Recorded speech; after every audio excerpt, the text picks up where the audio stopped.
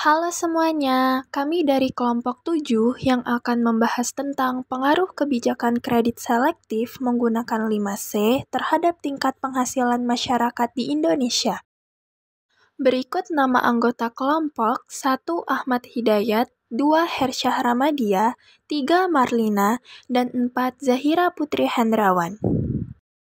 Awal mula yang akan dibahas yaitu tentang 1. Karakter atau karakter, 2. Capacity atau kapasitas, 3. Kapital atau modal, 4. Kolateral atau agunan, 5. Condition atau kondisi. Berikut penjelasannya.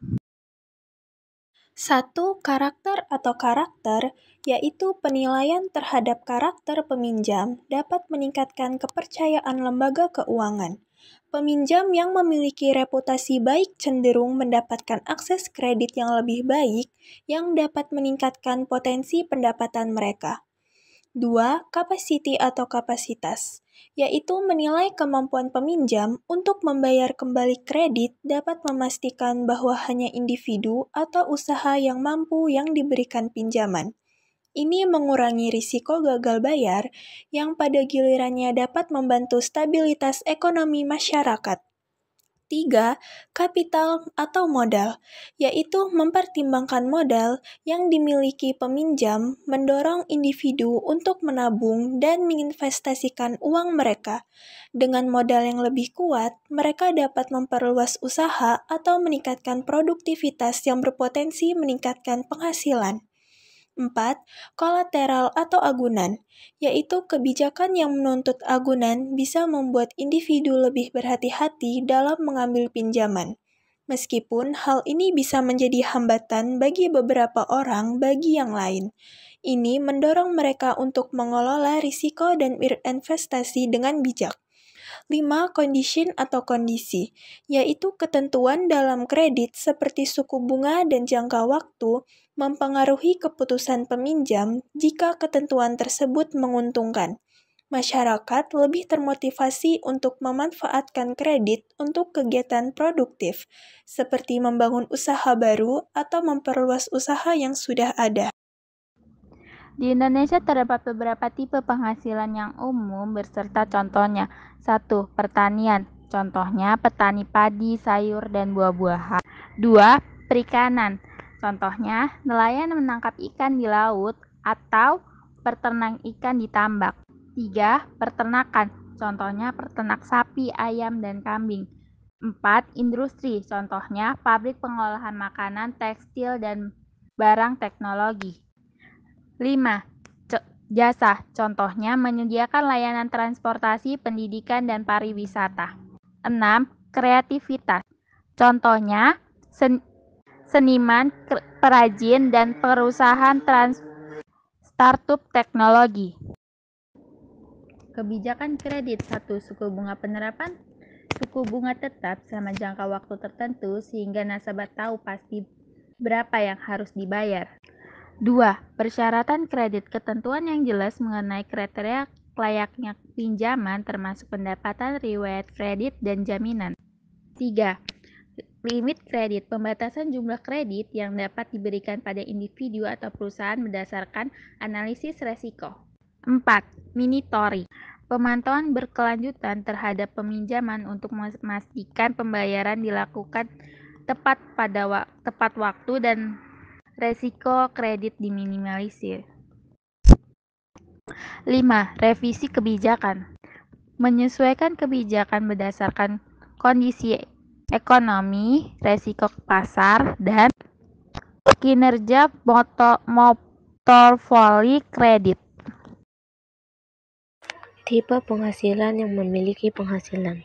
1. Karyawan swasta, individu yang bekerja di perusahaan dengan gaji bulanan tetap. 2. PNS atau pegawai negeri sipil, karyawan pemerintah yang menerima gaji tetap berdasarkan pangkat dan golongan. 3. Tenaga pengajar, guru atau dosen yang mendapatkan gaji tetap dari institusi pendidikan. 4.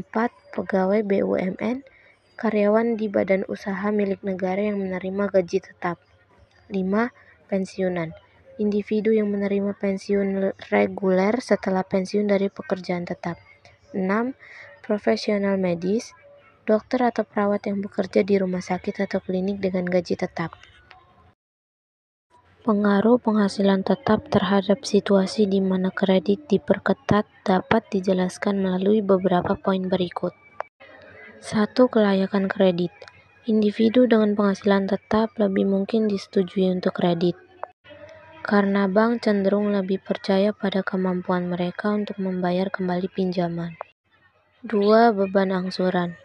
Dalam kondisi suku bunga yang tinggi akibat kebijakan kredit yang ketat, angsuran bulanan bisa meningkat. Penghasilan tetap membantu memastikan bahwa peminjam dapat memenuhi kewajiban tersebut. 3. Penyisihan dana.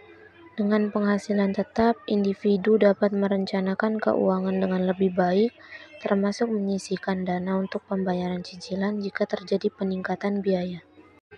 4. Resiko default.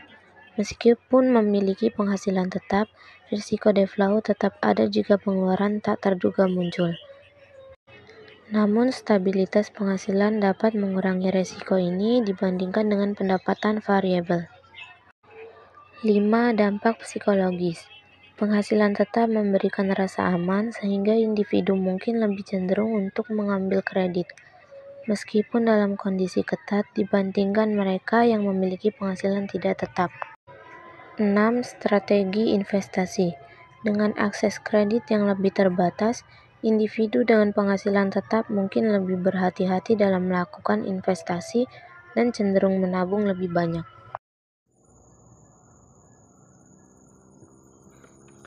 Pengaruh penghasilan umum. 1. Kelayakan kredit. Penghasilan yang lebih tinggi atau stabil meningkatkan kemungkinan seseorang disetujui untuk kredit. Namun, jika kredit diperketat, bank akan lebih selektif dalam mengevaluasi kelayakan. 2. Rasio utang terhadap pendapatan DTI. Bank akan memperhatikan rasio DTI di mana penghasilan umum yang lebih tinggi dapat membantu memenuhi syarat untuk kredit, meskipun persyaratan menjadi lebih ketat. 3. Beban keuangan. Ketika suku bunga meningkat akibat kebijakan kredit yang ketat, beban cicilan bisa bertambah. Penghasilan umum yang tidak stabil bisa menyulitkan peminjam untuk memenuhi kewajiban tersebut. 4. Pengelolaan risiko. Peminjam dengan penghasilan umum yang variatif mungkin lebih rentan terhadap risiko gagal bayar. Mereka perlu merencanakan keuangan dengan lebih berhati-hati untuk menghindari masalah. 5. Keputusan konsumsi. Dalam situasi kredit yang lebih ketat, individu mungkin lebih berhati-hati dalam berutang, beralih ke tabungan atau investasi yang lebih aman. 6. Dampak ekonomi. Jika banyak individu menghadapi kesulitan dalam memperoleh kredit, ini dapat memengaruhi perekonomian secara keseluruhan, mengurangi daya beli dan investasi. Kesimpulan, kebijakan kredit selektif yang mengintegrasikan 5C, karakter, kapasiti, kapital, kolateral, dan kondition, secara signifikan meningkatkan aksesibilitas dan kualitas kredit bagi masyarakat. Penilaian karakter dan kapasitas peminjam membantu lembaga keuangan dalam mengurangi risiko gagal bayar, sehingga menciptakan stabilitas dalam pemberian kredit. Aspek modal mendorong individu untuk menabung dan berinvestasi, yang berkontribusi pada pengembangan usaha dan peningkatan produktivitas.